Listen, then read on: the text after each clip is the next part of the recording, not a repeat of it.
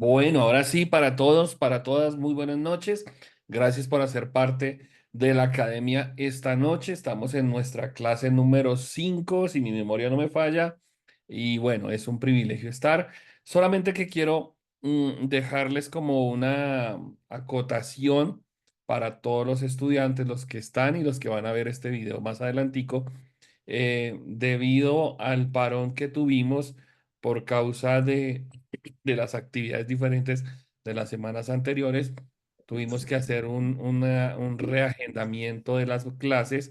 Íbamos a terminar el 11 de julio, era nuestra última sesión, pero pues por causa de lo que ya hemos hablado, nos vamos a extender 3 jueves más, lo que quiere decir que vamos a terminar el jueves 1 de agosto, para que lo tengan ahí en sus apuntes. Jueves 1 de agosto será el último día de clase, nos extendemos 3 clases: una, ausencia que tuvo el pastor por un motivo de viaje; segundo, la academia bíblica, perdón, el aniversario de la iglesia; y el tercero fue un jueves que nos tomamos por, por motivos de receso y descanso de todos los líderes que estuvieron trabajando. Entonces nos tomamos un jueves de receso. Eso quiere decir que nos tenemos que correr, nos tenemos que extender hasta el 1 de agosto. ¿Listo? Para que lo tengamos claro. Hay algunos estudiantes que en estos días han tenido algunas fallas, pero no importa, vamos a esperar, vamos a ser pacientes con ellos para que podamos culminar, para que podamos terminar con éxito toda nuestra academia bíblica. Y ya más adelante les vamos a hablar de lo que vamos a hacer en el siguiente ciclo, en el siguiente trimestre.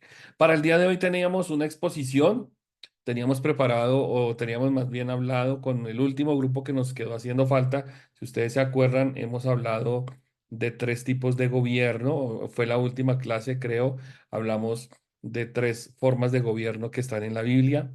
Una es la monarquía, segundo la república, tercero la democracia. Las estuvimos trabajando, las estuvimos escuchando en las exposiciones que para además fueron muy buenas, excelentes exposiciones. Las trabajamos muy bien, pero nos quedó haciendo falta un tema, que fue el tema de la teocracia. El día de hoy, pues vamos a seguir con esa última exposición. No tenemos a todos los estudiantes, no tenemos a todos los expositores, porque Edgar y Mari han tenido una dificultad familiar. Entonces ellos están atendiendo a su familia en esta noche. Pero está mi querido José García, que él, mejor dicho, está preparado más que un yogur. Está preparado 3 semanas atrás con la exposición. Entonces no le vamos a dar más espera, sino que vamos a invitarlo para que comparta con nosotros, los 2 estudiantes y el profesor que está aquí presente. ¿Listo? Creo que más tardecito se van a conectar otros estudiantes. Esperemos a ver si sí se nos da.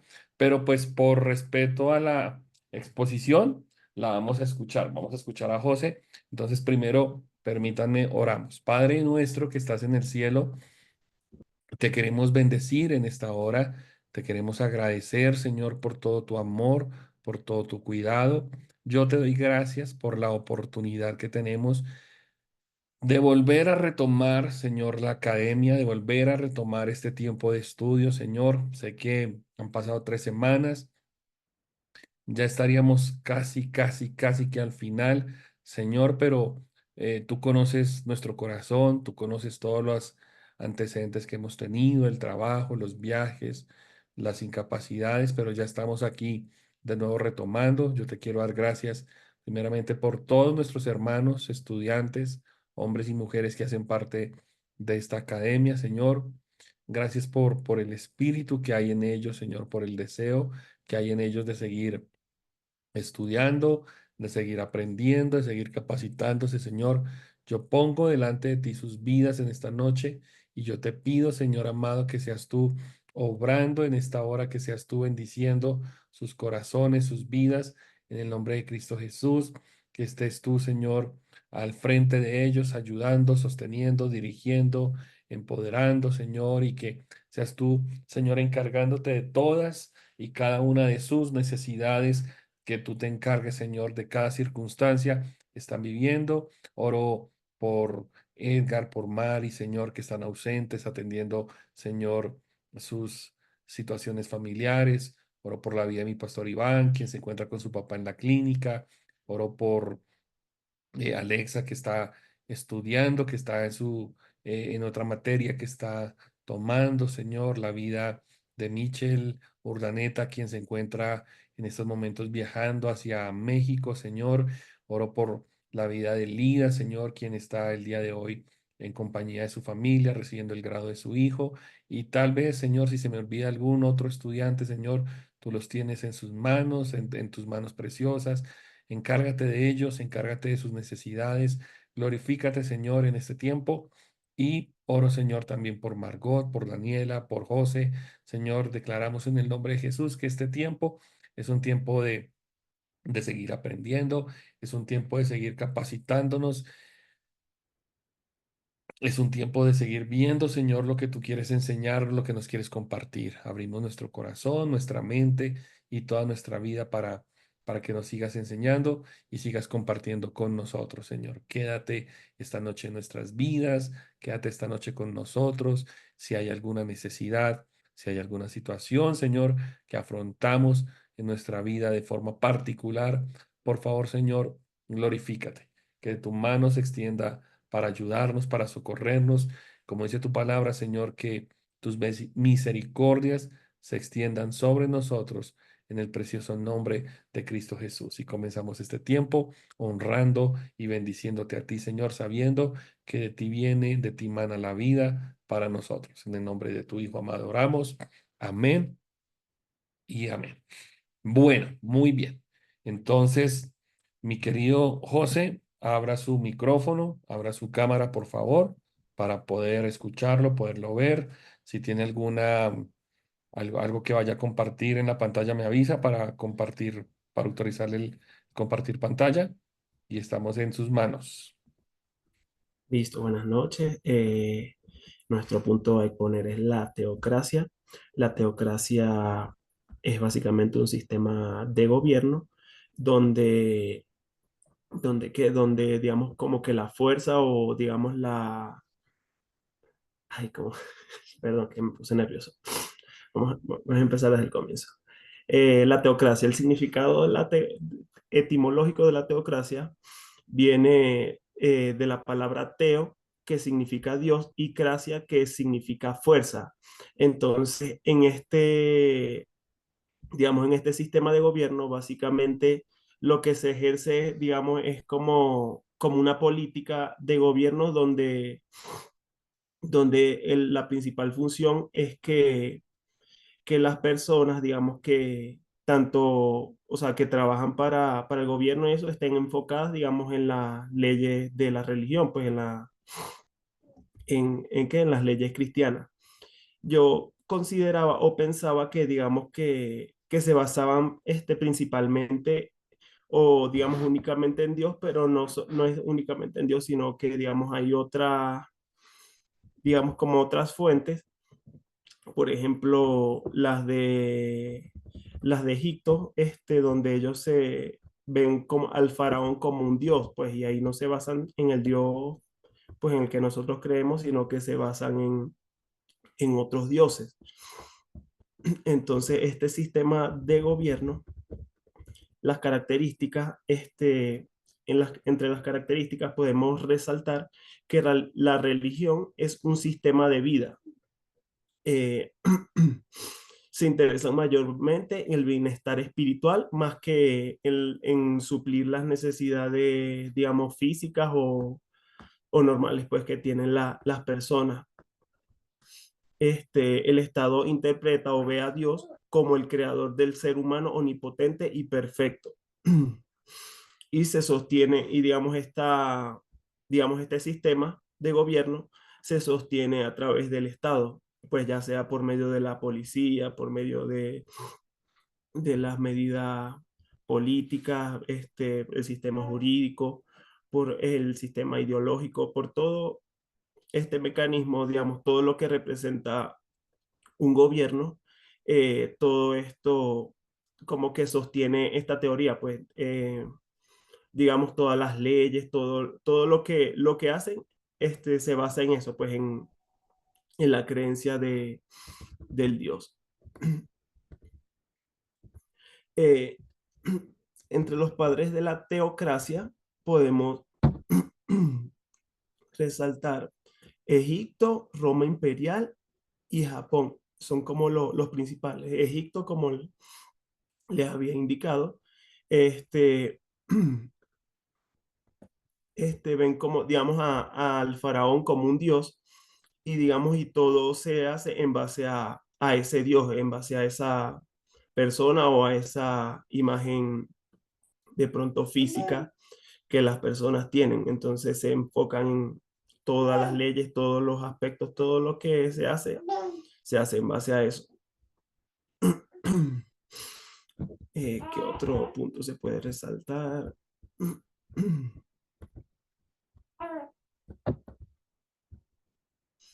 Este,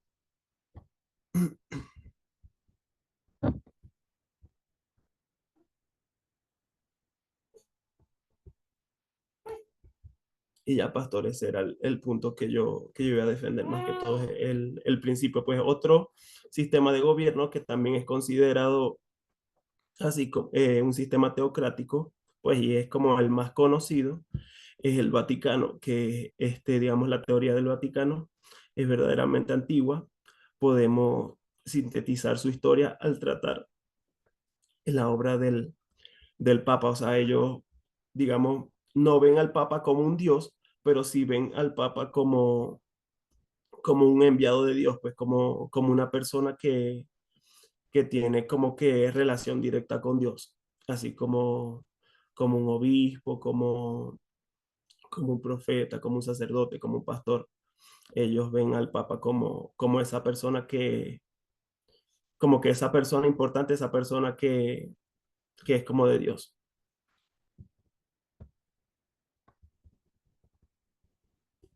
Y eso pasa. Listo.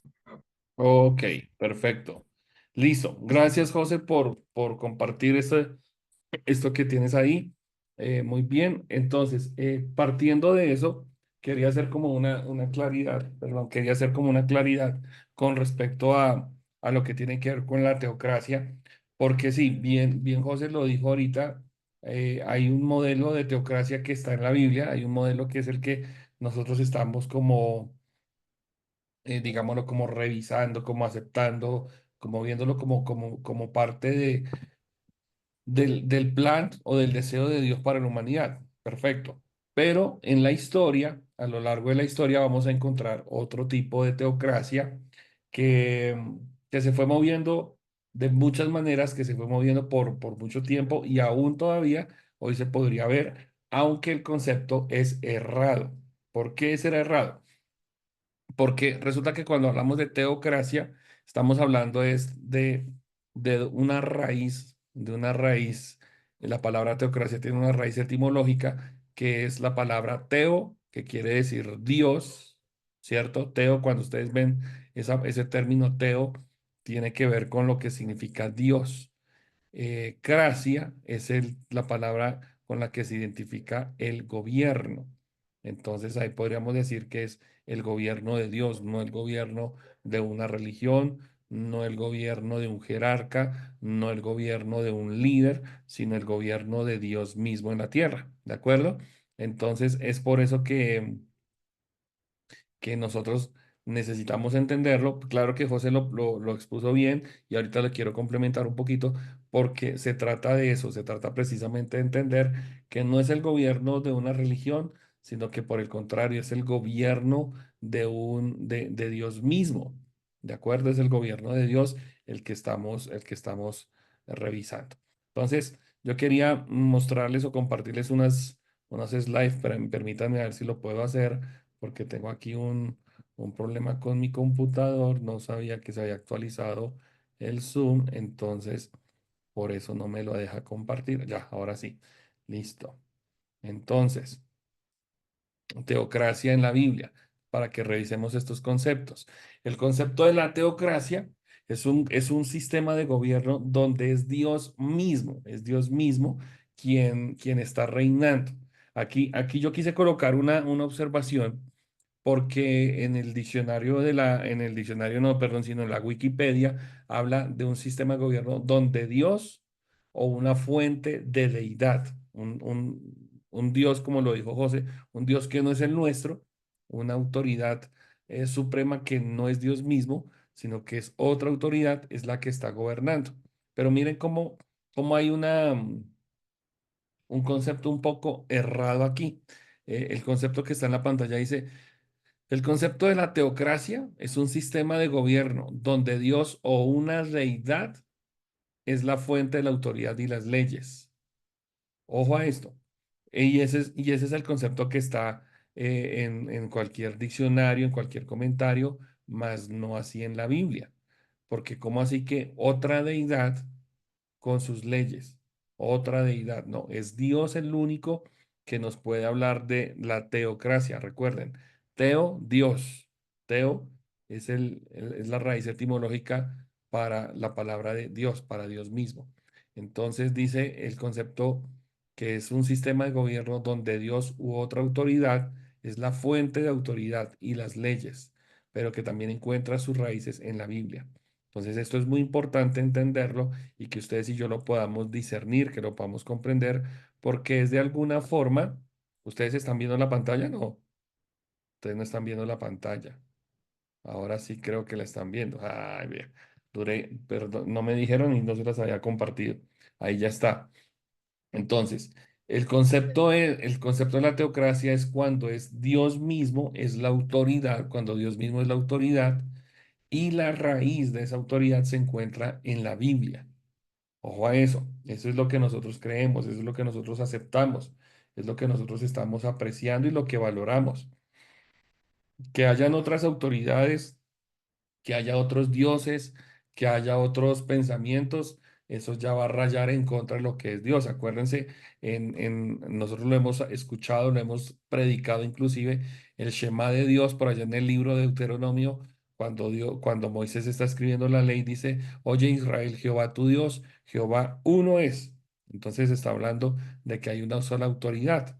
Pero como lo estaba diciendo José, hay diferentes religiones, hay diferentes pensamientos y ahí de allí se saltan otras, entre comillas, otras teocracias. Yo diría no es una teocracia, sino es un sistema de gobierno muy diferente porque pues ahí no está incluido Dios y ya lo vamos a revisar, aunque ya José nos lo dijo muy práctico. En el Antiguo Testamento, Dios establece un pacto con el pueblo de Israel y en ese pacto es donde entrega lo que nosotros conocemos como la Torá, los 5 primeros libros de la ley. El primer libro es un libro histórico que es donde está Génesis y lo que está la formación de las naciones, la historia de las naciones, cómo se conforman. Luego sigue Éxodo, la forma como se crea la nación de Israel, Levítico, Números y Deuteronomio, que es la entrega de la ley y aún incluso una repetición. Para muchos de nosotros puede ser un poco tedioso leerse estos primeros 5 libros porque números habla precisamente de números, censo, historia, nombres, familias, tribus, clanes, pero es sencillamente cómo Dios está interesado en que en la historia el ser humano o su nación, la nación de Israel, conozca quién es, de dónde viene y para dónde va. ¿De acuerdo? Entonces, en el Antiguo Testamento, Dios, vemos los primeros 5 libros de la ley como un pacto, un pacto en el que Dios le entrega al pueblo de Israel sus bases jurídicas, sus bases civiles para la conformación de una ciudad o de una nación.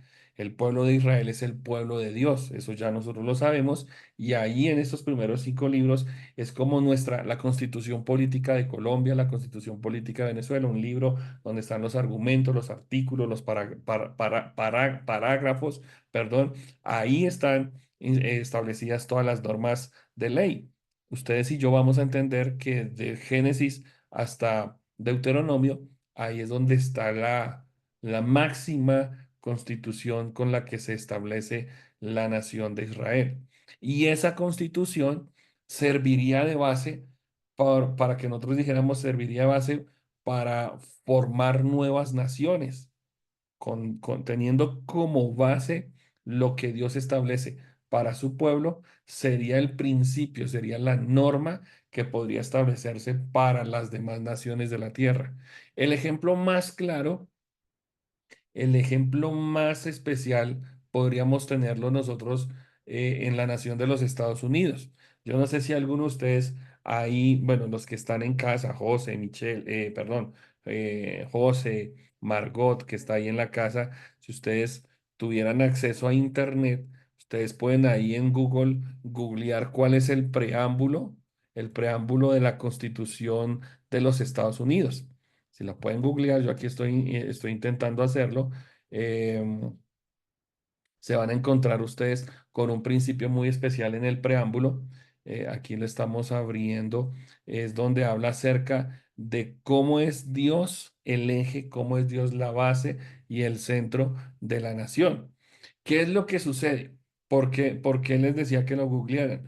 Porque de alguna manera es que pudiéramos darnos cuenta que en el comienzo, en el origen de la nación americana, su base estaba establecida en Dios.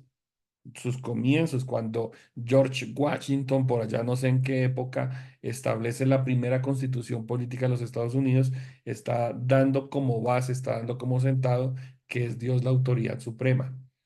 Por eso podríamos nosotros decirlo por descarte que los Estados Unidos han sido una nación supremamente bendecida por ese factor. Número uno, por poner a Dios como autoridad. Y segundo factor, por ser un aliado, entre comillas, un aliado eterno de Israel. Entonces, ese es un punto que más bien más adelante lo podríamos estar revisando. Pero...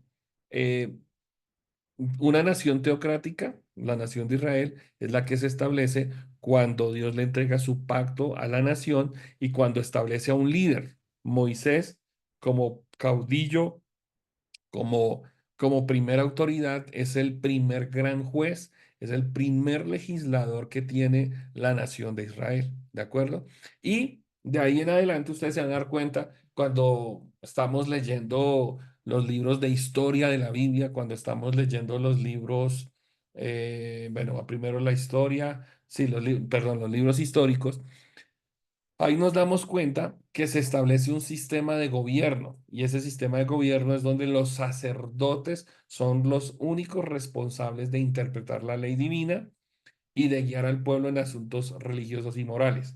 Si ustedes se acuerdan, creo que ustedes lo pueden mirar y espero que tengan ahí su Biblia a la mano, en el libro del Éxodo Moisés, perdón, cuando Moisés se encuentra con su suegro lo primero que se da cuenta es que Moisés es un hombre que recibe la visión de parte de Dios, es el hombre que gobierna, es el hombre que legisla, es el hombre que invierte su tiempo y sus fuerzas en escuchar a la nación, pero se da cuenta su suegro que él está ejerciendo un gobierno solitario. Entonces es ahí donde Jetro, como un consejero, le dice a Moisés, mire, establezca jueces de 50, de 100, de no sé cuántas personas para que gobiernen los asuntos pequeños. Ellos gobiernan los asuntos pequeños, se los van a dar a conocer a usted y usted va a legislar. De ahí, eso es una normativa, digámoslo, una normativa especial para que el pueblo de Israel fuera guiado, ¿de acuerdo? Y ya cuando pasa de la historia Moisés, llega Josué, llega el libro de los jueces, nos vamos a dar cuenta que los jueces hacían esas funciones, trabajaban de esa manera, pero cuando ya el sistema religioso, el sistema de los sacrificios y todo está establecido, pues los sacerdotes, los levitas, eran los encargados de guiar al pueblo, ¿de acuerdo? Eso es algo especial que quería mostrarles. Y algo básico en cuanto al sentido de la teocracia. Ahí ustedes lo están viendo en la pantalla. La teocracia no era una dictadura divina, no era que, bueno, solamente era Dios el que iba a hablar y pare de contar, sino que Dios iba a delegar autoridades, o perdón, iba a delegar su autoridad a ciertos líderes humanos. Esos líderes tenían como responsabilidad dejarse guiar, dejarse tener una dirección de parte de Dios, seguramente ejercer también su labor de autoridad, pero de acuerdo a los principios que Dios estaba estableciendo. Luego surgen lo que eran los profetas. Yo creo que el domingo que prediqué estábamos hablando acerca de los videntes, ¿cierto? Entonces resulta que un profeta era un vidente, un profeta era un hombre usado por Dios y su función, la funcionalidad del profeta era sencillamente ser el vocero de Dios. Dios era el que dirigía, el que establecía la voluntad para el pueblo, pero el profeta era un hombre, esto me parece muy interesante, no lo tengo aquí en mis apuntes, pero es algo que estoy recordando en ese momento. Un profeta era el hombre de confianza de la autoridad, ¿de acuerdo? No, el profeta no estaba en la iglesia. El profeta no era el que le decía al pueblo, así puede ver, pueden escuchar la voz de Dios. No, el profeta lo que hacía era le hablaba en el secreto a la autoridad del gobierno y le hablaba de parte de Dios. Entonces, el gobernante, entre valga la redundancia, el gobernante gobernaba de acuerdo a la voz de Dios, ¿de acuerdo? Y el profeta era el que transmitía la verdad o la palabra de Dios. El profeta entonces actuaba como un vocero y desafiaba a los reyes cuando los reyes se desviaban del camino de la justicia y de la rectitud. Por eso es que ustedes se van a dar cuenta cuando llegamos a los libros de la historia, cuando llegamos a los libros de crónicas o al libro de los reyes, que habían, como lo llamamos nosotros, habían reyes buenos, pero también habían reyes malos. Habían reyes que se dejaban guiar por la voz de Dios. Habían reyes que seguían los parámetros que sus padres, entre comillas, reyes buenos, habían dejado, pero habían otros reyes que no hacían, no se dejaban dirigir por la voz de Dios, sino de acuerdo a lo que habían en otras culturas. Acuérdense que la nación de Israel, y eso es muy importante tenerlo en nuestro contexto hoy día, el pueblo de Israel a su alrededor tenían pueblos paganos, pueblos con culturas diferentes, con formas de gobierno distintas, con formas de adoración totalmente distintas, mientras habían dentro de los hebreos, dentro de los israelitas, había una cultura monoteísta, las naciones que estaban alrededor eran naciones politeístas que tenían varios dioses. Su gobierno era diferente, su manera de adoración era diferente, cambiaba su modelo de gobierno, cambiaba su modelo de economía y el pueblo comenzaba a ver todo eso y quería adoptar las mismas costumbres. Era muy interesante y es muy interesante cuando ustedes leen en Crónicas, en Reyes, aun cuando leemos en el mismo libro de los jueces, que Dios, siempre que había una batalla, una pelea, Dios respaldaba al pueblo. Ustedes se van a dar cuenta siempre, siempre, que algo muy interesante que ocurría era que por más chiquito que fuera el pueblo de Israel, ganaba las batallas. El pueblo de Israel era un pueblo, no era muy armamentista, no era un pueblo de muchas armas, pero era un pueblo respaldado por Dios. ¿De qué nos sirve o por qué nos sirve recordarlo eso en esta noche, mis queridos? Nos sirve para recordar lo siguiente, es que la cultura cristiana, por llamarlo así, la forma de vida cristiana está bajo ataque. Para los hebreos, para los israelitas, su fe, su sistema de gobierno estaba bajo ataque porque alrededor había naciones, culturas, pueblos politeístas, pueblos que no adoraban a Dios, pueblos que adoraban a muchos dioses, habían pueblos que tenían otro sistema de pensamiento y eso estaba afectando la manera de pensar del pueblo. Eso estaba afectando su estilo de vida. Hoy día, ¿qué sucede? Dios sigue siendo Dios, Dios está al control de todas las circunstancias, pero ustedes se dan cuenta que hoy día Dios no actúa como una dictadura. Si Él es el que manda, aquí estoy yo y aquí mando y no, sino que Dios gobierna, Dios manda, pero el mismo hombre, el mismo ser humano ha querido establecer gobiernos contrarios a la voluntad de Dios, apáticos a la dirección de Dios, y es lo que estamos viendo, como todas las naciones de hoy día, todas las naciones están dejando a un lado a Dios. Que si puede cambiar, por supuesto, puede cambiar. Hay modelos, por lo menos aquí en América Latina está el modelo, bueno, no en América Latina, en Estados Unidos, Norteamérica, fue un gobierno que por mucho tiempo se basó en principios bíblicos. Ustedes cogen un billete de dólar y todavía dicen Dios confiamos, pero ya Dios está muy lejos de la circunstancia, ¿verdad? Dios estaba en el primer lugar del gobierno americano los años 70, 80, y lo que se comienza a ver ahora es un desplome de la fe. Hay muchas iglesias, hay iglesias grandes, hay auditorios gigantes, pero son iglesias que son vacías. En Europa, por ejemplo, cuando nosotros nos vayamos a dar una vuelta a Europa, nos vamos a dar cuenta, los que vayamos a viajar, nos vamos a dar cuenta que las grandes iglesias, las grandes congregaciones cristianas hoy son museos y son museos vacíos, porque la gente sencillamente ha dejado de buscar a Dios. Ahora, cuando estuvimos en Guatemala con el pastor Iván, tuvimos la oportunidad, una bendición de parte de Dios, un regalo que no teníamos planeado recibir. Escuchábamos a un pastor alemán, no a un perro, no, a un pastor alemán, un pastor alemán que habla como tres idiomas: su alemán nativo, habla el inglés, habla el español y entiende un poquito el portugués. Y este hombre, de una manera, nos comenzó a quebrantar. El Espíritu Santo a través de él comenzó a quebrantarnos porque él hablaba de cómo en medio de tanto ateísmo, en medio de tanto progresismo, Dios sigue hablando, Dios se sigue moviendo, Dios sigue siendo Dios. Y nos enseñaba esto puede ser un concepto como muy vago para nosotros porque pues Dios sigue siendo Dios, por supuesto, eso ya lo sabemos.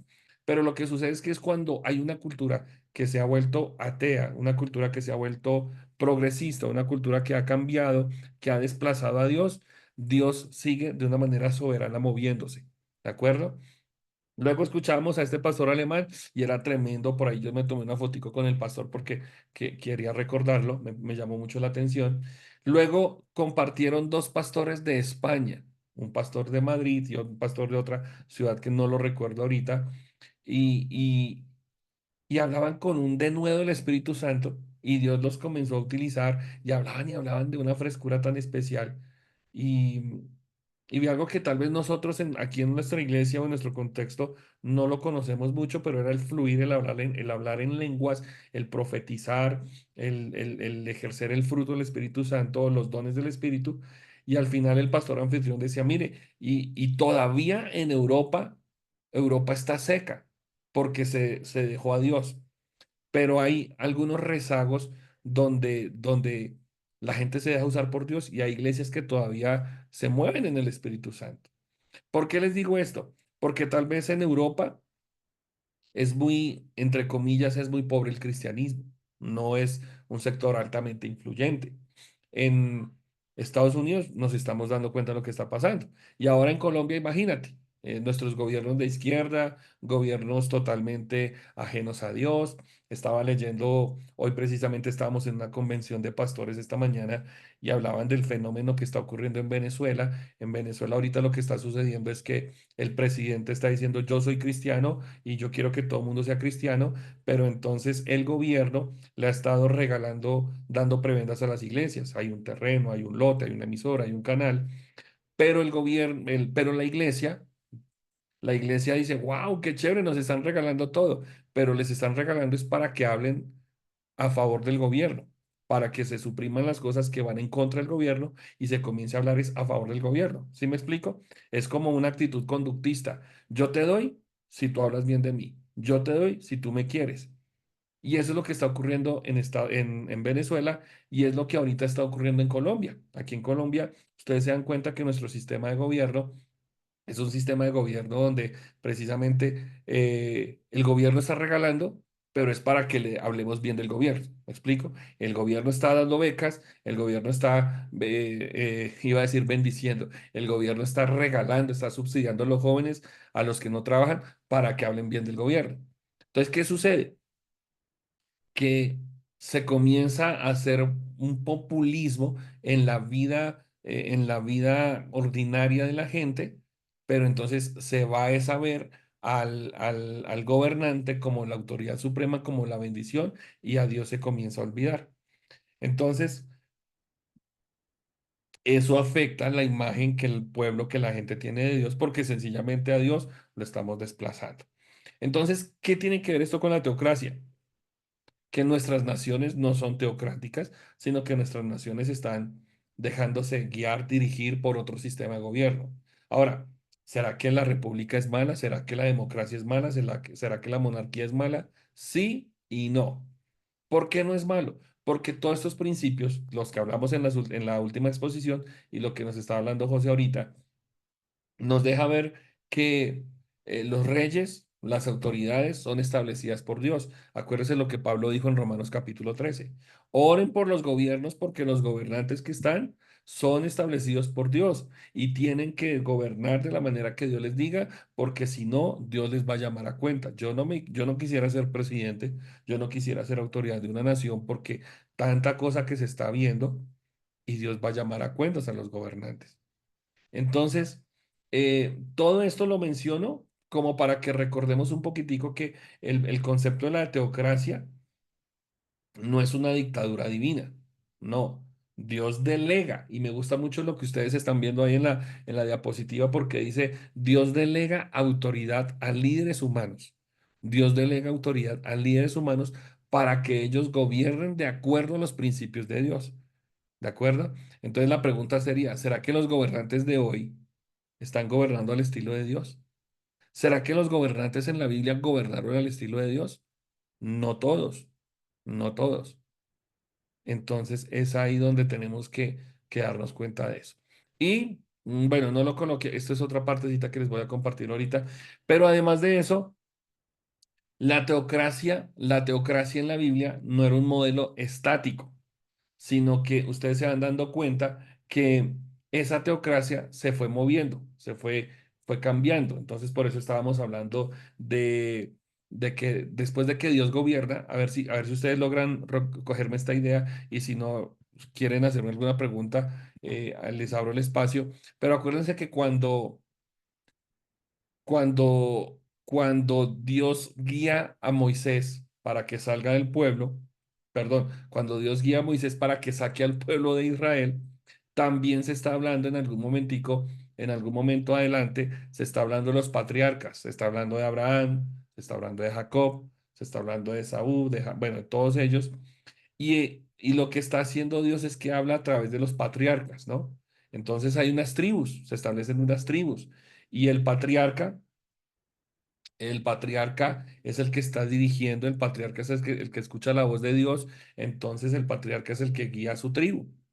Después de eso, entonces ya llega la monarquía, ¿cierto? Entonces ya es cuando, bueno, antes de la monarquía están los jueces, ya esto lo conocemos muy bien, pero cuando se acaba el periodo de los jueces y comienza el pueblo de los reyes, es porque el pueblo le dice a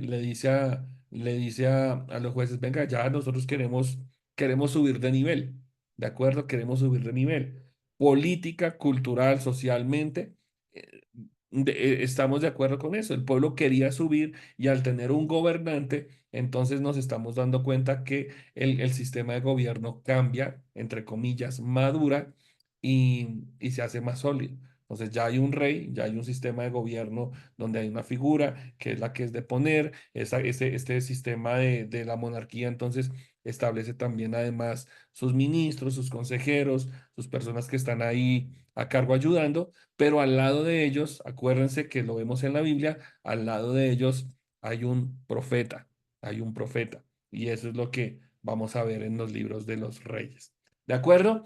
Y por el otro lado de la historia, entonces vamos a mirar lo que estaba diciendo José, que me llamó mucho la atención que lo hubieras estudiado, que lo hubieras compartido, José, es lo que sucede en la historia. Y es que a lo largo de la historia han existido diversos modelos, entre comillas digo, modelos de teocracias mm, que se vieron en tiempos antiguos como se ven todavía el día de hoy. ¿Por qué son modelos? Porque intentan imitar, pero no son reales. Por lo menos yo tengo aquí en mis apuntes cuatro. Yo le escuché a José tal vez dos, no sé si yo no escuché el resto, pero José habló del antiguo Egipto, José habló de los faraones. Y ustedes se acuerdan que cuando Moisés llega, am, cuando los israelitas más bien se establecen en Egipto, habían muchos dioses. Cuando está el tema este de las plagas, cada plaga afecta a una deidad, cada plaga afecta a una deidad. Entonces, habían muchísimos dioses, entonces todo el sistema, el estilo de vida de los egipcios se movía debajo de sus dioses.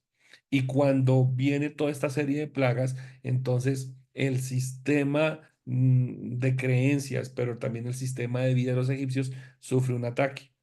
Para los egipcios, los faraones eran dioses y entonces los dioses gobernaban sobre todo.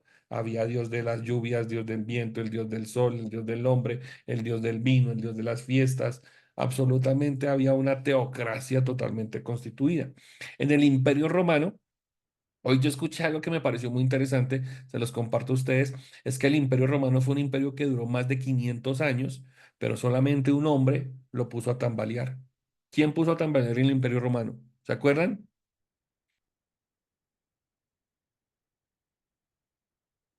Abran el micrófono y díganme qué hombre puso a tambalear el Imperio Romano.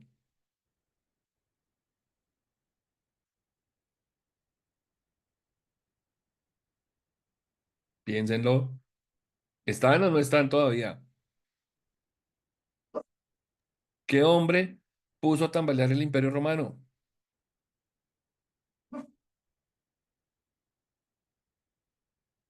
Jesús.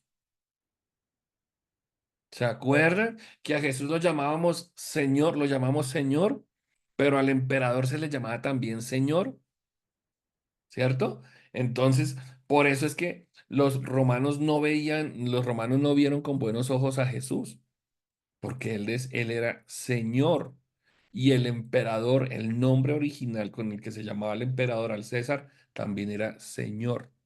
Entonces, eso es muy interesante.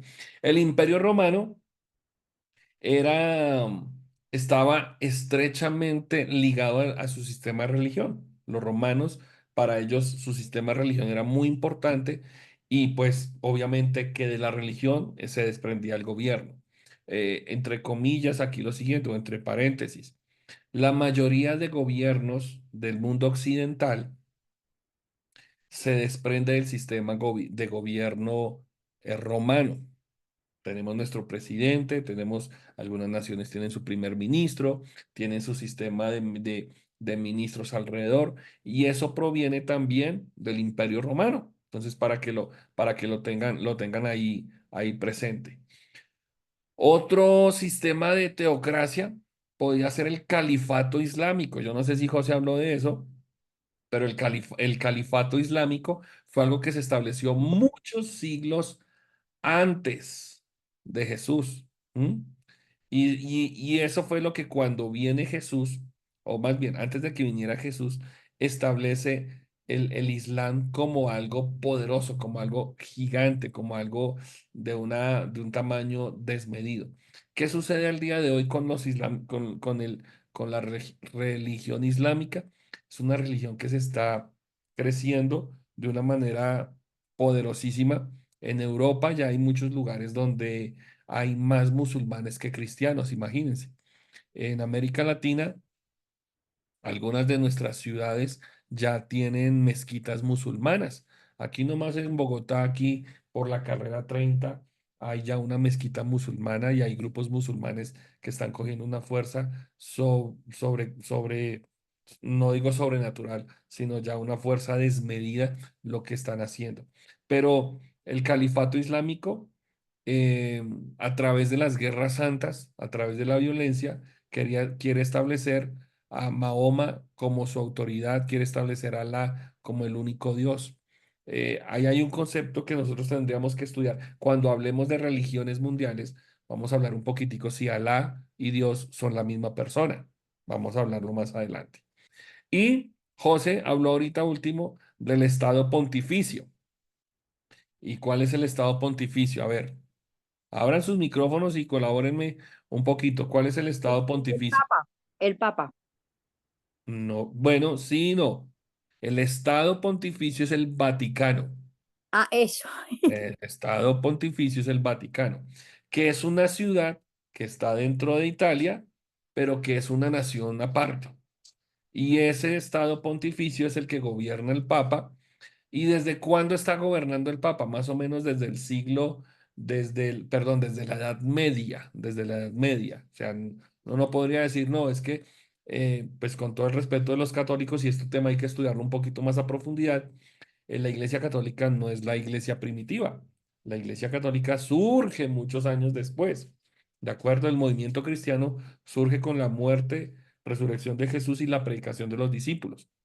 La Iglesia Católica Universal o la Iglesia Católica Romana se establece casi que desde la Edad Media. ¿Listo? Y algo aquí para señalar es que no todas las teocracias son iguales. Han variado desde la institución, han variado desde la interpretación de las leyes, desde la tolerancia a otras religiones y aún inclusive a su nivel de autoritarismo. Por ejemplo, el Vaticano no reconoce a otro presidente si no es el Papa. O sea, no puede haber otra autoridad, es el Papa y nadie más. Y en cambio, para nosotros como cristianos, dentro de nuestra teocracia es Dios y Dios no comparte su gracia, su gloria, su poder con absolutamente nadie. Pero lo que sí somos nosotros, somos embajadores de Cristo. ¿Qué tiene que ver esto? Lo de la teocracia, ¿qué tiene que ver con nuestro gobierno? Pues tiene que ver muchísimo, tiene que ver mucho porque la Biblia dice que nosotros somos luminares, somos, somos antorchas que se están encendiendo el día de hoy para marcar la diferencia. Por eso que nuestros gobiernos, y yo lo dejé ahí, lo dejé en la pantalla, la teocracia bíblica no es una dictadura divina, no es que Dios va a venir a gobernar y a hacer cambios, sino que Dios nos da la autoridad a nosotros para que marquemos la diferencia, para que hagamos la diferencia en nuestros lugares de gobierno. ¿De acuerdo? Dios utiliza a hombres y mujeres para que marquemos la diferencia.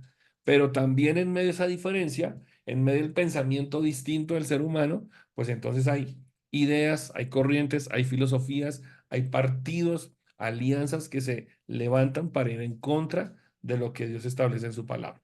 Es por eso que en nuestras naciones y sobre todo en los últimos, tal vez como 30 años, en los últimos 30 años se ha visto un cambio drástico en la historia de la política, se ha visto un cambio sustancial en el estilo de vida del ser humano, porque el hombre se ha ido despojando, se ha ido alejando del concepto bíblico, se ha ido alejando del concepto de Dios y eso es lo que trae mayor libertinaje y por ende trae mayor separación de Dios. ¿Listo? ¿Preguntas hasta ahí?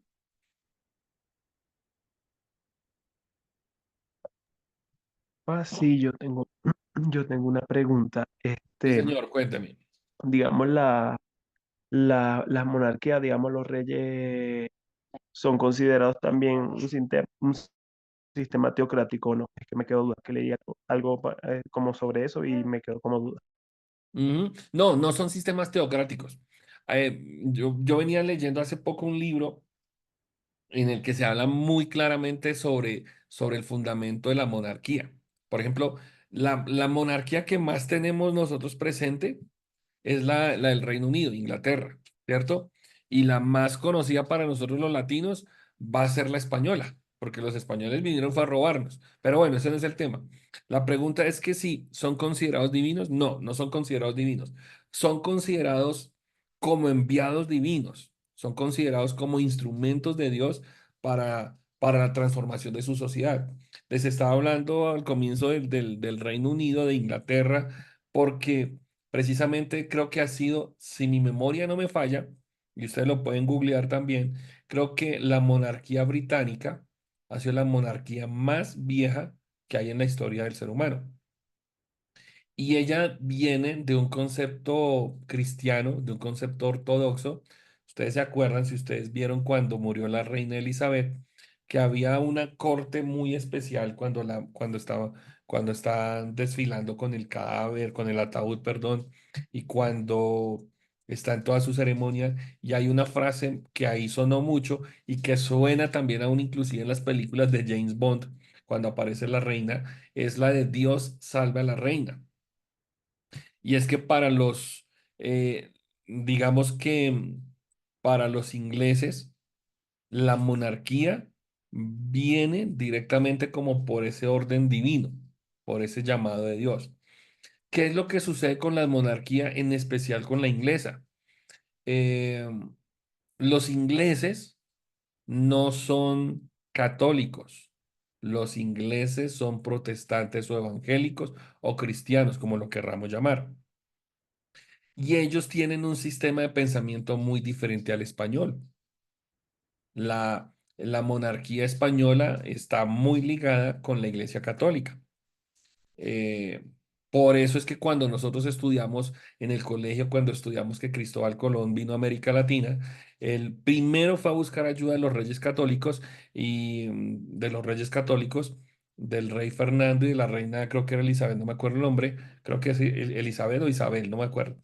Y, y son primero los sacerdotes católicos los que se montan en las embarcaciones, pero ellos no vienen a establecer solamente una religión, sino vienen a robar. Pero bueno, ese no es el tema. Me devuelvo a la pregunta de José. No son, no son monarquías divinas, pero son dirigidos por Dios. Los ingleses oran, los ingleses buscan la dirección de Dios y la protección de Dios para sus reyes. Hay otras monarquías, creo que es la de Escocia, muchas otras monarquías, sobre todo en Europa, que fueron establecidas bajo principios bíblicos. Pero no quiere decir que sean totalmente cristianas, sino que con el paso del tiempo se fueron, se fueron dañando. ¿Listo? ¿Sí, por ahí? Sí, ¿Algo pastor. más?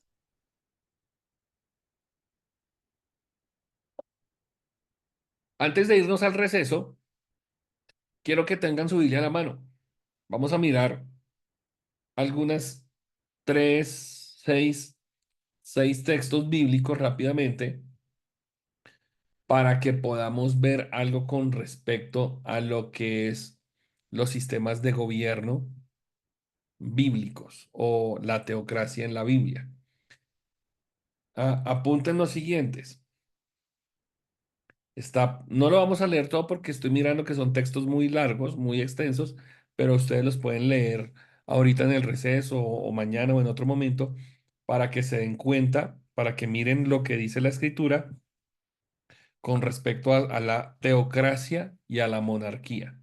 Los primeros tres versículos nos van a hablar un poquito de lo que eran la teocracia dirigiendo a los jueces y a los pequeños gobernantes o gobernadores, como lo querramos llamar. Éxodo 18, 13 al 26 es el primer texto que miren, que quiero que apunten, porque es allí donde Dios le dice a Moisés que establezca un sistema de jueces para atender casos pequeños. Éxodo 18, 13 al 26. El segundo texto está en el libro de los Números, en el capítulo número 11, del versículo 16 al versículo 33, que es el momento en el que Moisés establece, selecciona, y me gusta mucho eso, seleccionó 70 ancianos que le iban a ayudar a dirigir al pueblo como gobernadores. Ex- Números Éxodo, 11, perdón, pastor. Éxodo 18, 13 al 26 el primero, el segundo Números 11 del 16 al 33. Listo, gracias. Y el tercero está en el libro de Deuteronomio, el capítulo 16 del versículo 18 al 21. Es el momento en el que se establecen ya jueces y oficiales en cada ciudad para impartir justicia. Eso tiene que ver, estos tres textos, estas tres citas, tienen que ver con la teocracia, llamémoslo premosaica. Luego vamos a mirar otras tres citas bíblicas que nos hablan con respecto a, al después de que Moisés recibe de las manos de Dios en el Sinaí, recibe las tablas de la ley. Entonces ahí es donde podríamos decir que se establece la teocracia mosaica.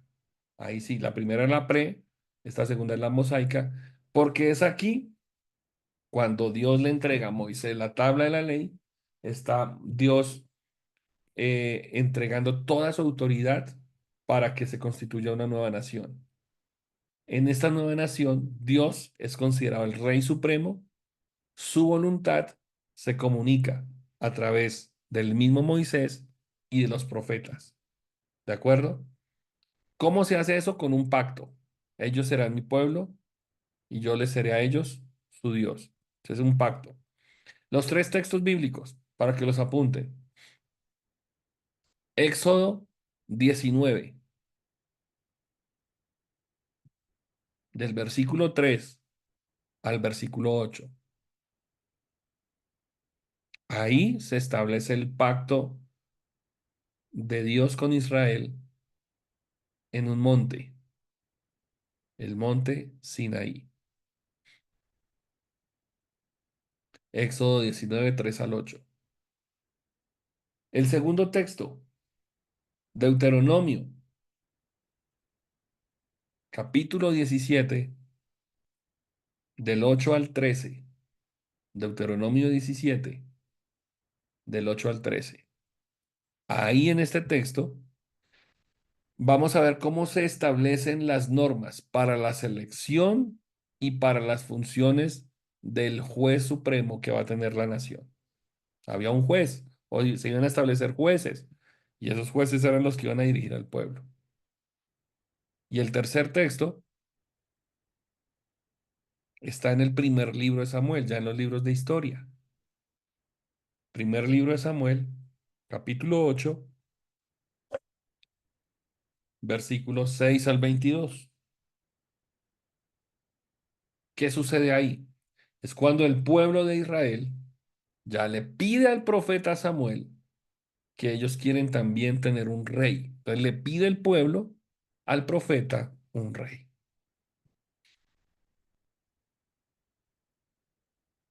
De alguna manera Dios permite eso, ¿no? O sea, de alguna manera Dios permite que el sistema de gobierno, yo no sé si se puede decir que evolucione, pero es ahí cuando Dios permite que el sistema de gobierno cambie, porque ya Dios sabía que el pueblo no quería solamente la voz de Dios, sino que el pueblo quería ser una nación como las demás naciones de la tierra. No sé hasta qué punto eso sea malo, sea bueno, pero ahí podríamos nosotros hacer un debate. ¿Qué tan bueno es eh, el gobierno de los reyes, de la monarquía? Entonces, aquí les dejo otros tres textos, rápidamente, tres textos. El primer rey de Israel, ¿cómo se llamó? Eh, Saúl. Saúl. Y está establecido en el primer libro de Samuel, en el capítulo 10,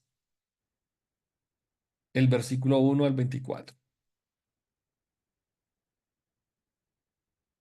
Después de Saúl viene el segundo rey, que es don David, David. ¿cierto? David, ajá. sí, sí. David. Y con David ocurre algo. Siendo rey, adulteró y dirigió un asesinato. O dirigió, no. mm, Se Promovió, involucró. se involucró exactamente. Se involucró en un asesinato. Entonces está en el segundo libro de Samuel, capítulo 12, del 1 al 15. Segundo de Samuel 12, 1 al 15. El profeta, el enviado de Dios, el que está encargándose de hablarle al rey, en esta ocasión confronta al rey David por provocar o por estar involucrado en un asesinato y pues por caer en adulterio.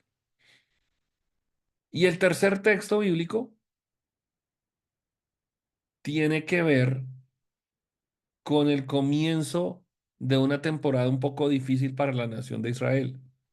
Y es cuando el rey Salomón, el tercer rey de Israel, eh, se desvía de la voluntad de Dios, se desvía del propósito de Dios para el reino, y por causa de eso el reino se divide, el reino del norte y el reino del sur. Y es muy curioso, y qué bueno que eso lo pudiéramos estudiar más adelante, ¿Por qué si Salomón era el rey más sabio, él se aparta de la voluntad de Dios, siendo el más sabio? ¿Cierto? Entonces ahí uno podríamos quedarnos ustedes y yo hablando un buen rato. ¿Por qué si Salomón era tan sabio, se apartó de la voluntad de Dios? Y al apartarse o al desviarse de la voluntad de Dios, hace que la nación se divida. No hay una polarización, sino que se dividió la nación. Se divide en el reino del norte y el reino del sur. La cita, ya te doy la palabra, Daniela, está en primer libro de Reyes, todo el capítulo 11. Primer libro de Reyes, todo el capítulo 11. Daniela, cuéntanos. Paz, yo tengo una pregunta. Digamos, con lo de Salomón, yo es bueno, a mí me han enseñado que parte de lo que, de la división del reino fue por el tema de los dioses con las mujeres que tenían. Ahí también se podría decir como algo de la teocracia. Más que hablar de teocracia, yo ahí hablaría de la rebelión, porque es que sencillamente lo que ocurre, Daniela, es que el rey Salomón hizo muchas alianzas, hizo muchos acuerdos y eso lo llevó a ser famoso y, ¿por qué no? Lo llevó a ser próspero y llevó a la nación a un buen momento. Pero resulta que al hacer alianzas, entonces yo estoy dejando como rey que mi cultura se impregne de otras culturas. Yo estoy dejando que mi sistema de pensamiento sea cambiado por otros pensamientos. ¿Y qué es lo que puede ocurrir o cómo puede eso afectarnos a nosotros el día de hoy? Es lo que sucede con muchos gobiernos. Es lo que está sucediendo en Venezuela y va a llegar a ocurrir acá en algún momento. Puede que ocurra que aquí el presidente Petro diga, yo soy cristiano evangélico. Entonces todos vamos a, ay, sí, aleluya, qué bueno. Y vamos a hacer la voluntad del presidente, más no la voluntad de Dios. Yo creo, a mi modo de ver, que lo que ocurre con Salomón es precisamente eso, que por hacer tantas alianzas, por tener tantos compromisos con otras culturas, dejó que su corazón se ensuciara, se corrompió. Dejó de escuchar la voz de Dios, dejó de escuchar a los profetas para hacer su propia voluntad.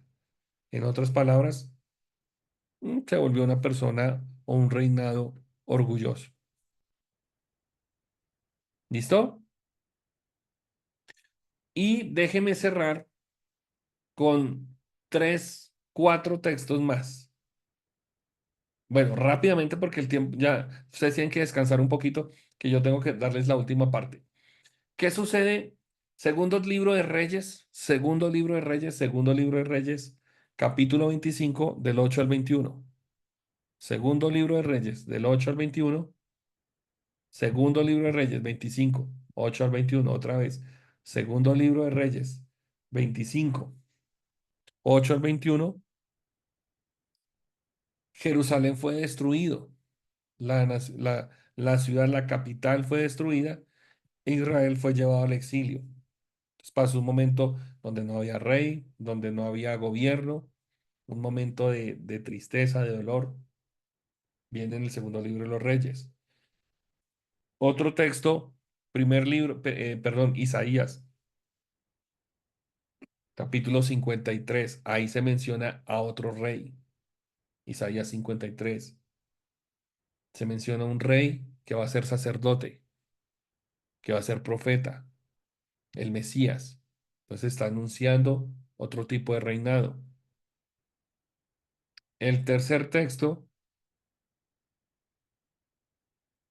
Esdras, capítulo 7, todo el capítulo 7 de Esdras, habla de cómo un rey pagano, el rey Artajerjes, deja que el profeta Esdras regrese del cautiverio para reconstruir a Jerusalén y volver a establecer el sistema de adoración y volver a establecer la nación.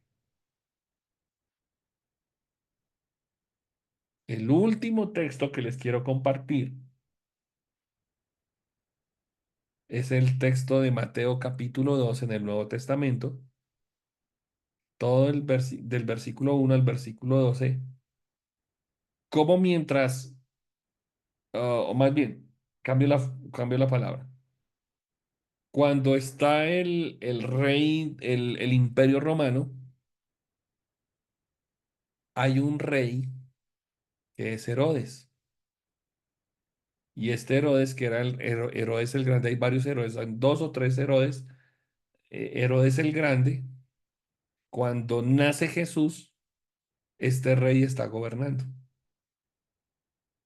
Y es ahí cuando estaban anunciando que iba a venir un rey de los judíos. Entonces el rey lo que hace es que manda a asesinar a todos los niños menores de 2 años, pensando en quitarle la vida al futuro rey. Y ahí se convierte en el primer infanticidio, buscando Herodes eliminar al futuro rey de Israel.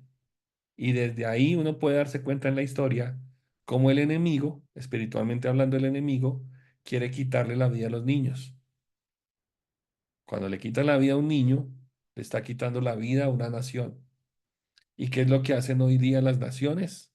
Están permitiendo leyes que favorecen el aborto, que lo legalicen. Entonces, de alguna manera estamos cortando la vida. Bueno, eso es tema para otra charla. Vamos a tomarnos, son las 8:18. ¿Les parece si nos tomamos hasta las 8:25 estos minuticos de receso y les comparto 3 diapositivas que tienen que ver con un siguiente tema que pues obviamente no lo vamos a alcanzar a cubrir esta noche, pero nos va a servir de preparación para lo que viene la otra semana. Hasta las 8:25 y volvemos. Descansen.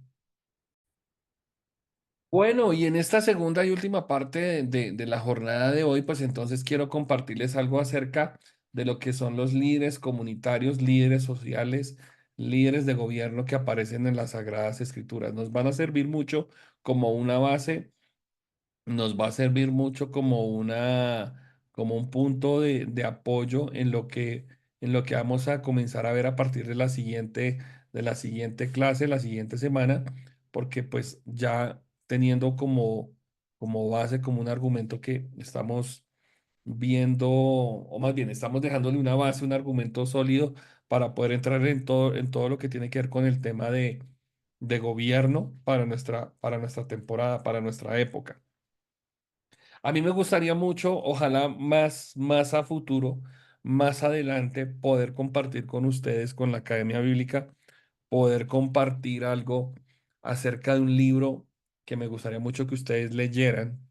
Es un libro, pues mi ejemplar lo tengo por ahí guardado en una caja en estos días. Se llama perdón, el escritor se llama Bob Moffitt.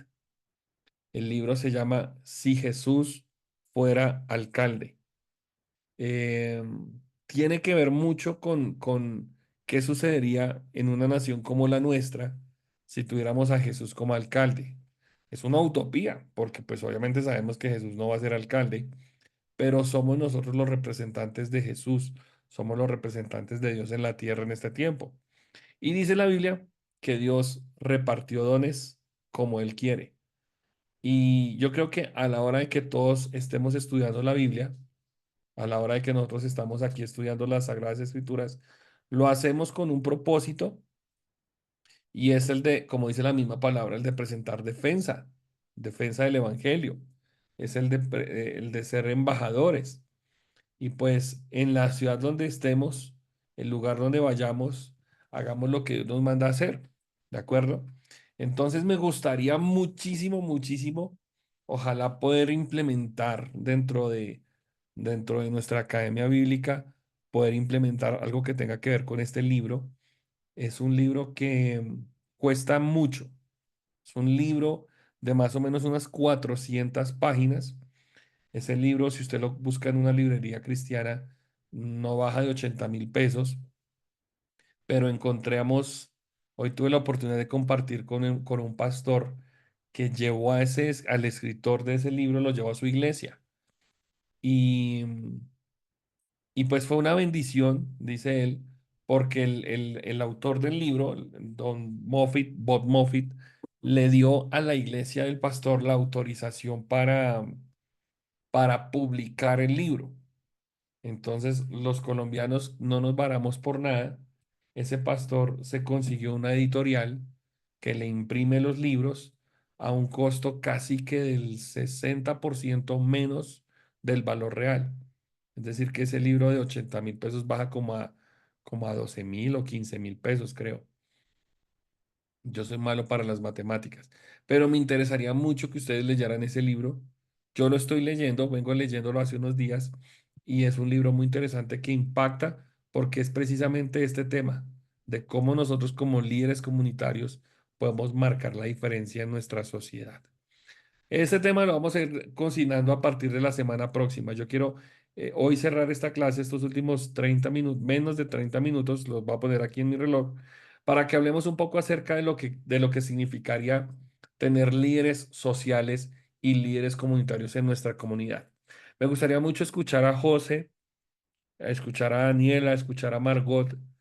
Para ustedes, ¿qué significa eso de ser un líder social, eso de ser un líder comunitario? Me gustaría mucho que ustedes abrieran sus micrófonos y me compartieran su idea sobre qué es un líder social, un líder comunitario. Entonces levantó primero la mano Margot y luego levantó la mano Daniela, entonces en su orden. Bueno, yo pienso que, o sea, lo que yo entiendo de los líderes comunitarios son aquellos que salen de las comunidades, que respaldan la comunidad, o sea, es la voz de la comunidad, que los defienden todo. O, por ejemplo, por eso es por ejemplo, aquí en Colombia a los líderes comunitarios los matan porque ellos están defendiendo su comunidad y sus derechos. Es lo que yo entiendo es. Y los sociales de la sociedad, o sea, como el gobierno. Ok, perfecto, muy bien. O sea que si nosotros somos líderes comunitarios nos exponemos a que nos maten. Pues eso es lo que ha venido siempre, o sea, pues no en todo, ¿no? Pero siempre, o sea, los líderes comunitarios, por lo que ellos defienden su causa, siempre, y han muerto muchos líderes comunitarios aquí en Colombia. Ok, perfecto, muy bien. Gracias, Margot. Daniela. Yo pues concuerdo con la hermana Margot, que es una persona que ayuda, que es el vocero de aquellas, digamos, que como que tienen dificultades para hablar. Ejemplo, lo que decían ustedes, digamos, lo que está pasando en otras partes, que matan a las personas, los que son líderes sociales, porque exponen algo que pasó. Entonces es como esa voz, sí, como esa representación de cierto grupo de personas. Eso iba a decir. Perfecto, muy bien. José,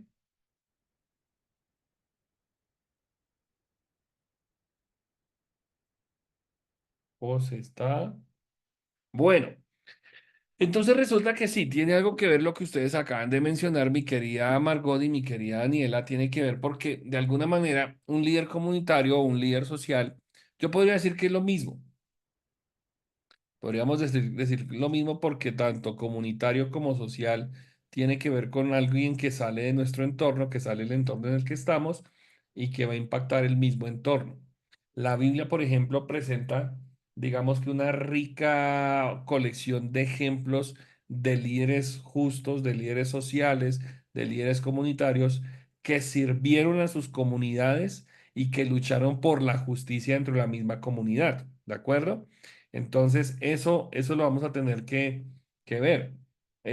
Un líder social o un líder comunitario o un líder, llamémoslo para nosotros, en nuestro entorno en el que nos estamos moviendo, somos llamados no solamente a ser líderes espirituales, sino que debemos ser líderes sociales, debemos ser líderes comunitarios, que nos vamos a preocupar no solamente porque la gente ore, que nos vamos a preocupar no solamente por poner las manitos sobre el hermano enfermito y que se sane, o que nos vamos a preocupar solamente por predicar y orar, que es lo que más fácil y más sabemos hacer, sino que el líder religioso se debe convertir en un líder social, en un líder comunitario que marque, que mejore, que actúe para mejorar las condiciones de vida y para defender los derechos de las personas que están a nuestro lado. No más, piensen en lo siguiente, pensemos en lo siguiente. La iglesia en la que ustedes y yo estamos, mis hermanitos, la iglesia en la que ustedes y yo estamos eh, es una iglesia que tiene qué tipo de gente. Mencióneme qué tipo de gente tiene la iglesia. ¿Cómo así? ¿Qué tipo de gente? Gente de altos recursos, de menos recursos, gente pobre, gente humilde, gente acomodada. ¿Qué tipo de personas tú ves ahí en la iglesia? Gente de media, cómo sería? De media sociedad. O De sea, media, que clase media, Es, pero ¿sí? también puede haber de clase alta, o sea, también tal cual, ¿no? Sí. También.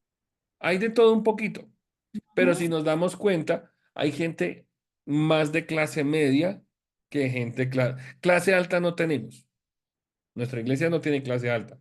Ah, no, Nuestra iglesia es clase baja, y media media. baja y clase media, media alta.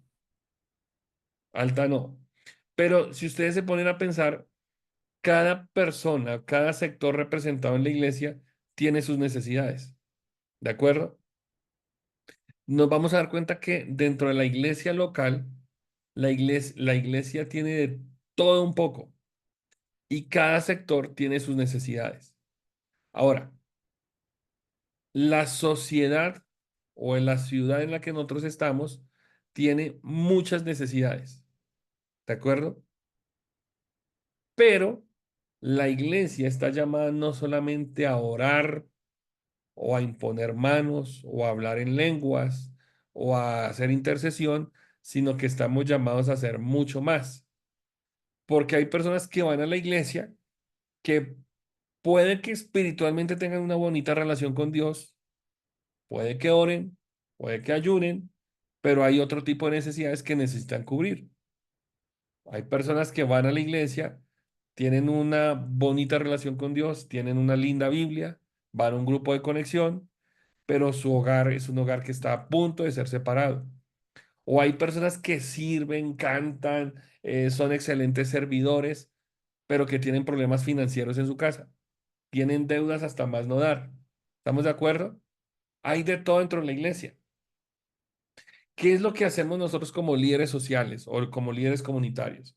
No solamente nos vamos a preocupar por el bienestar espiritual de ellos, sino que somos llamados también, ojo a esto, a actuar para mejorar las condiciones de vida y defender los derechos de nuestra gente.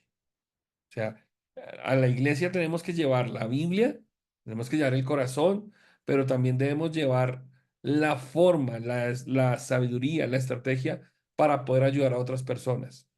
Porque es que es muy bonito, Margot, tú que estás aquí en clase, José que está aquí en clase, Daniela que está aquí en clase, es muy bonito llegar a la iglesia, llega una persona con una necesidad financiera que no tienen que comer y es muy bonito decirle, ven, voy a orar por ti para que Dios te bendiga.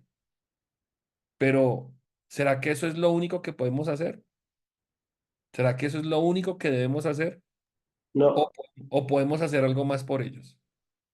Podemos compartir un alimento, podemos consolar al que está necesitado. La Biblia me dice a mí que yo debo llorar con el que llora, yo debo sufrir con el que sufre, debo reír con el que ríe, debo cumplir, debo satisfacer la necesidad de otro. Dice la Biblia que sobrellevemos los unos las cargas de los demás. Entonces, un líder social y un líder comunitario debe actuar. Y me gustó esa palabra aquí en mis apuntes, actuar. En la iglesia necesitamos actuar. No digo orar menos, digo hacer más. Porque de orar hasta grupos de intercesores tenemos, pero también necesitamos hacer algo por los demás. Entonces les voy a poner aquí bueno, una serie de ejemplos para que ustedes los revisen, para que nos demos cuenta. Creo que aquí me salté algo, bueno, era al revés. Pero bueno, voy a procurar aquí hacerlo en orden. Miren esos 8 ejemplos rápidamente. Entonces, Margot, yo creo que tú me leas el primer ejemplo que aparece aquí en la pantalla. ¿Lo alcanzas a leer bien? Sí.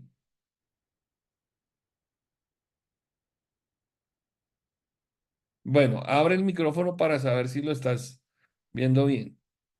No lo alcanzo a apenas, ay, no me alcanza a salir, espera, a ver. Bueno, listo. Entonces yo lo leo por ti, no te preocupes. El primer ejemplo es Moisés. Porque Moisés, dice aquí en este apunte, dice que Moisés fue un libertador del pueblo hebreo en la esclavitud que vivieron en Egipto. Ustedes no ven que Moisés está orando, Señor, Padre amado, bendice a mis hermanitos que están aquí. No, él lo que hizo fue librar. Él fue un gran legislador, pero también fue un guía espiritual. A mí me gusta esta definición y es lo que quiero que entendamos. Yo no estoy pormenorizando lo espiritual, pero también debo entender que tenemos otros campos de acción. El pueblo estaba atado, estaba esclavizado, tenía problemas emocionales, económicos, falta de recursos, estaba pasando una crisis.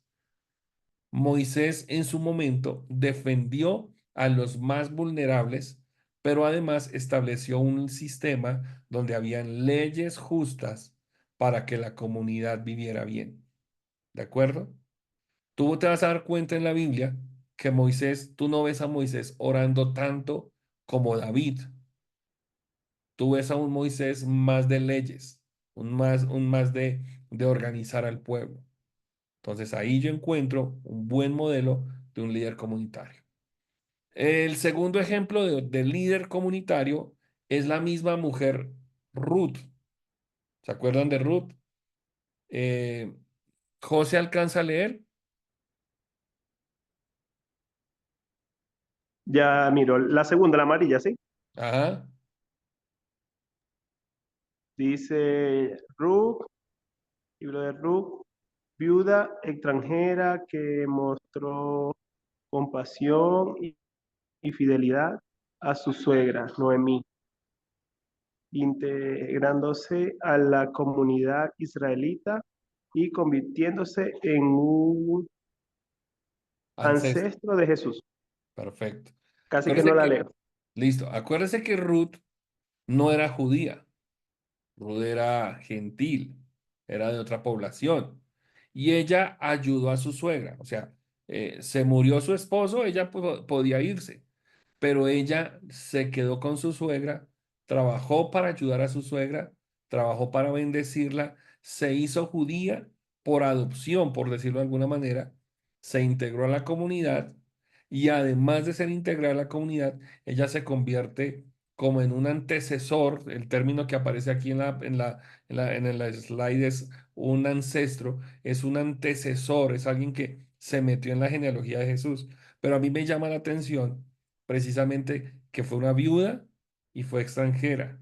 Podía ser rechazada, pero a ella no le importó. Qué viene, cómo lo podría yo aplicar a nuestra época? Para nosotros los colombianos y los venezolanos está muy, muy álgido el tema de los emigrantes, de los inmigrantes. Entonces, este inmigrante, Noemí, perdón, Ruth, siendo una inmigrante, no esperó ayuda, sino que se convirtió en una ayudante para otros, en este caso para su suegra. Ese es un buen ejemplo. No esperó ayuda, sino que fue a hacer ayuda. El tercer ejemplo fue Samuel, el profeta. No sé si mi Daniela lo alcanza a leer. Sí, señor. Es Samuel, primera de Sí, Samuel. Sí es esa, ¿cierto? Primera, el correcto, tercero. correcto, sí, Jess. Dice, profeta, juez y líder espiritual del pueblo de Israel. Defendió la justicia social y luchó contra la corrupción y el abuso del poder. Primera de Samuel Ujú. 12, del 1 al 5. Entonces uno podría decir que la labor de Samuel era solamente profetizar, era el vidente y ya, pero no, se convirtió en una persona que estuvo apoyando, que estuvo trabajando para que dentro de la nación hubiera cero corrupción, para que hubiese justicia social o hubiese un tipo de justicia. ¿Mm? Ese es un buen ejemplo. Los otros dos ejemplos son el ejemplo de Nehemías y el ejemplo de Esther. En el caso de Nehemías, ahí en sus apuntes, ustedes lo están viendo, Nehemías fue un líder judío que la tarea de él fue reconstruir los muros de Jerusalén. Nehemías había sido, ¿cómo es el término? Exiliado. Lo habían, a los judíos los habían exiliado, los habían mandado para Babilonia, y mientras estaban en Babilonia, aquí en Jerusalén, acabaron la ciudad, la destruyeron, la volvieron nada, y Nehemías le dice al rey: venga, hermano, déjeme volver a mi ciudad porque yo quiero reconstruir la ciudad. Entonces es lo que sucede con Nehemías. Él promovió no solamente que se reconstruyera la ciudad, sino que además levantó reformas sociales y religiosas que iban a bendecir al pueblo judío cuando regresara del cautiverio. Y Esther, esta mujer tan especial de la Biblia, fue una mujer que se convirtió en reina, que arriesgó su vida para salvar a su pueblo del exterminio, que ella se levantó en contra de las leyes del imperio persa con tal de bendecir a sus coterráneos.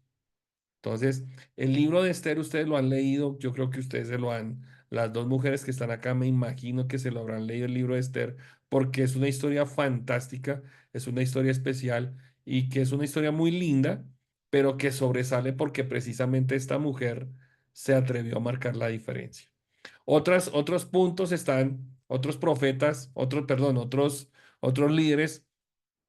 Vamos a encontrar a los profetas del Antiguo Testamento, a Amós, a Oseas, a Isaías, a Jeremías, a Ezequiel, quienes jugaron un papel importantísimo en la historia de la nación, porque ellos en su momento, en su entorno, en su ocasión, se encargaron de denunciar la injusticia social.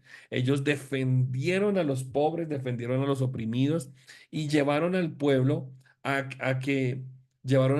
una transformación social donde hubiera una reforma de justicia y donde se abriera paso a la rectitud.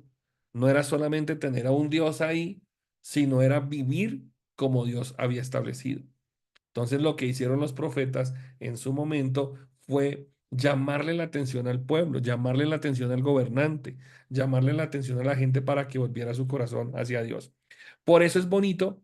eh, em, pues es muy chévere cuando uno va a la iglesia y escucha a los profetas y que te hablan del futuro y que te hablan del presente y que te hablan cosas que te sorprenden. Yo no estoy en contra de eso, no, me parece bien, pero más allá de eso, la labor de un profeta es estar al lado del gobierno, estar al lado de la gente y hablarle acerca del bienestar. No es solamente profetizarle al futuro y que vas a tener casa, carro, beca y suegra, sino que debe llevar al pueblo a un cambio, a retomar el camino de Dios. El segundo ejemplo fue el mismo Señor Jesús. Jesús, además de ser el Hijo de Dios, se convirtió en un excelente líder social, en un líder comunitario, porque fue un maestro que enseñó principios básicos, principios básicos como el amor, el respeto, la compasión, la justicia. Jesús se atrevió a ir en contra de los compromisos y normas sociales y religiosas de su época para ayudar a la gente más necesitada. Imagínate si a las personas perdían algo valioso en su día de reposo, no podían hacer nada, absolutamente, se perdía el bienestar, se perdía todo porque no podían hacer nada. En cambio, Jesús se fue en contra de esas leyes para ayudar a los más necesitados. Daniela, te escuchamos.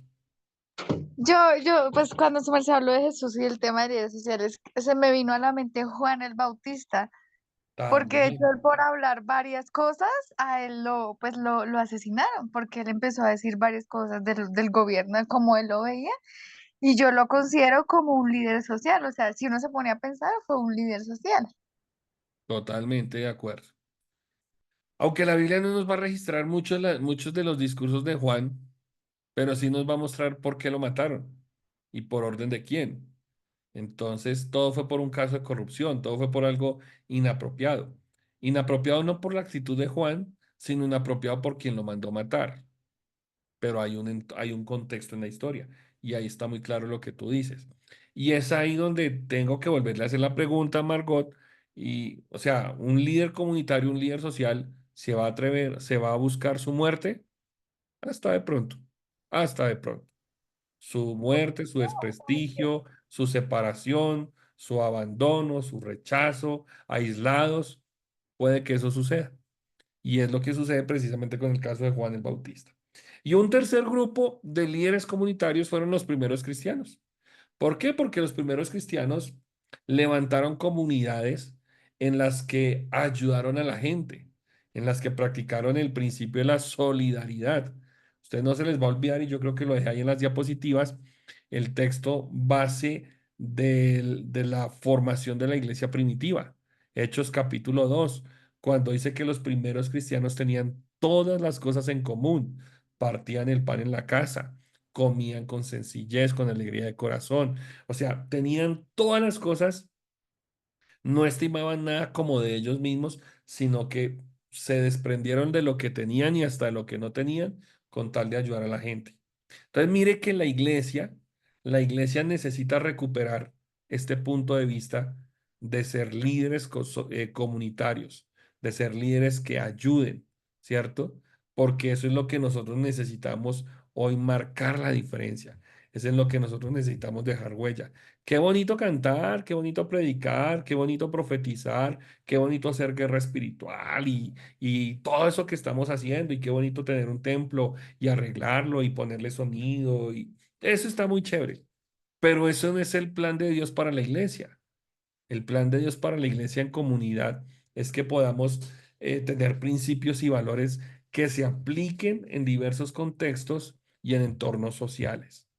Entre esos principios, mire, yo quise dejarles aquí en la pantalla por lo menos 4 ideas prácticas que necesitaríamos vivir. Si de esta clase del día de hoy pudiéramos coger y extraer lo más importante o lo más práctico para nosotros sería esta diapositiva. Estos 4 principios que necesitamos tenerlos claros. Mire, hay algo que ustedes y yo necesitamos entender. Me quedan 7 minutos, pero voy a hacerlo lo más rápido posible. La justicia bíblica, la justicia bíblica no es la misma justicia social, porque hoy nosotros estamos escuchando mucho acerca de justicia social. Entonces, justicia social es que el que no tiene le vamos a dar plata, el que no tiene tierra le vamos a dar tierra, el que tiene mucho le vamos a quitar, lo vamos a expropiar para que otro tenga. Esa es la justicia social. Y eso es lo que le ha hecho daño a nuestras culturas latinas. Y es lo que están viviendo nuestros hermanos vecinos y es lo que puede suceder con nuestra nación.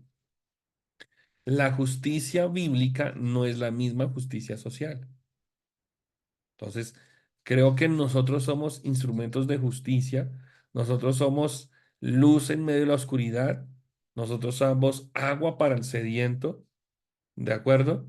Pero debemos tener un tipo de justicia donde se ofrezcan principios y valores que se apliquen en todo entorno social, pero basado en lo que dice la palabra de Dios. Por eso es bueno no masticar entero, no, por eso es bueno, no siempre quedarnos al cuento de que todo lo gratis es lo mejor, de que todo el gobierno lo va a dar. No, ojo con esos temas. Entonces, mire estos 4 principios y con esto nos despedimos. Número 1, ¿quién quiere leer el primero? Las defensas de los derechos de los más vulnerables. La Ajá, Biblia llama a proteger a los pobres, los huérfanos, las viudas y los extranjeros. Deuteronomio 24, 17, 18 y perfecto. Santiago 27. Exacto, 1:27. Gracias, Daniela. Entonces, ojo, la Biblia nos llama a ayudar, a proteger, a sostener. Y eso es una labor que se tiene que hacer, ¿de acuerdo? Ayudar al más necesitado. Y nosotros necesitamos crear planes, desarrollar planes en la iglesia local y en el entorno donde estemos para ayudar a la gente necesitada, para proteger al huérfano, para proteger al pobre, para ayudar a la viuda, para ayudar al extranjero. ¿Listo? Segundo punto, ¿quién?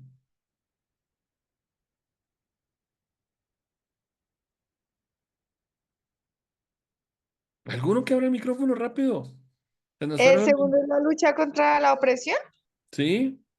La lucha contra la opresión y el abuso del poder. La Perfecto. Biblia condena la tiranía, la corrupción y la explotación. Éxodo 23, del 6 al 9 y Proverbios 16, 8. Yo me acuerdo que nosotros por muchos años estamos orando que Señor, que no haya corrupción, Señor, destapa la corrupción. Y cada vez que ocurre algo de eso, uy, qué gobierno tan corrupto. Pero yo creo que es como una respuesta de parte de Dios a la oración de la gente, que nos demos cuenta de tanta corrupción. Obvio que eso da piedra, da mal genio, no nos gusta. Y eso es lo que ya como que mucha gente como, ah, eso es parte de nuestra cultura, pero, pero es ver que nosotros no podemos compartir el abuso de poder. Nosotros no podemos ser partidarios de la corrupción ni de la opresión, sino que como dijo el periodista, no tenemos que quedarnos callados frente a eso, sino por el contrario, denunciar todo eso. Número 3.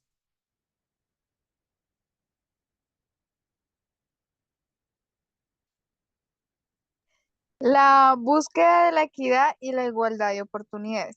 La Biblia promueve un trato justo y digno para todas las personas, independientemente de su origen social, género o etnia. Levítico 19, 33 y 34 y Gálatas 3, 28. Perfecto. Entonces, esto aquí también lo entendemos. Todos tenemos derecho a vivir, a servir, a ser reconocidos y a hacer todo lo que hay que hacer, pero bajo parámetros justos, ¿no? No, entonces es que los indígenas van a hacer más o los pobres van a hacer más. No, aquí todo debe ser medido de una manera justa y digna para todo el mundo.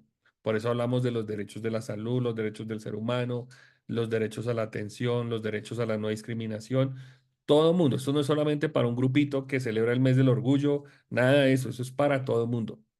Eso debemos tenerlo muy claro. Y por último, la práctica de la solidaridad y de la compasión. Y es que precisamente la Biblia nos llama a todos nosotros a compartir los recursos que tenemos con los más necesitados y brindar apoyo a quienes atraviesan por momentos difíciles, pero esto es totalmente independiente o es totalmente aparte a eso que hoy se está diciendo, no, entonces tenemos que darle subsidios a todo el mundo. No, no, porque tampoco se trata de malcriar una generación o de malcriar una sociedad, sino de ser solidarios con aquellos que necesitan en un momento. Si ustedes se acuerdan, Jesús le dio de comer a una multitud en una sola ocasión, no los tuvo siempre, ¿cierto? Entonces no es mal acostumbrar a la gente, pero sí es tener principios y valores e ideas que puedan servir de apoyo a los más necesitados. Muy bien, cumplí mi horario, cumplí mi meta. Entonces ya para la próxima semana ya esperamos tener a la mayoría de los estudiantes, a la mayoría de nuestros alumnos y vamos a poder avanzar ya con las tres últimas sesiones, perdón, con las siguientes sesiones y avanzar un poquito más en el tema práctico de lo que Dios quiere para esta época en cuanto al gobierno y nuestro rol como ciudadanos. Nada más, muchísimas gracias por compartir con nosotros esta noche. A ustedes tres que están aquí, pues les manda muchísimos saludos la contadora, la administradora de la escuela bíblica, que se acuerden por allá del NECI y que ustedes puedan ir haciendo sus pagos. Les mandan decir con mucho cariño. Pastor, Señora, lo que pasa es que yo he buscado en la Academia Bíblica las otras clases y no me salen. sí, la verdad es que tuvimos un problema con el Zoom y yo no sé qué fue lo que sucedió. Fue lo que sucedió con las clases. Vamos a revisarlo a ver qué pasó. Bueno, Paz, a ver Listo. si no te... Listo, Paz, gracias. Bueno, un abrazo para